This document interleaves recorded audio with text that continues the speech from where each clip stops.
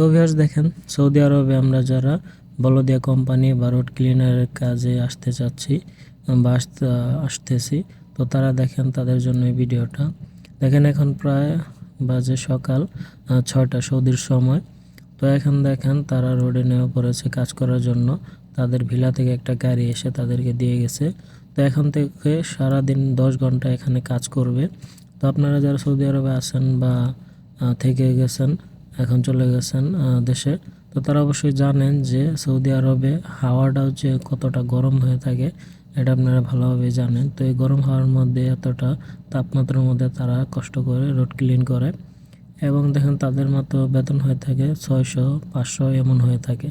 তো এখানে কিছু হাদিয়া আছে, যদি সৌদির লোক কোনো হাদিয়া দেয় বা বকশিশ দেয় সে অনুযায়ী তাদের মোটামুটি কিছু টাকা আয় হয়।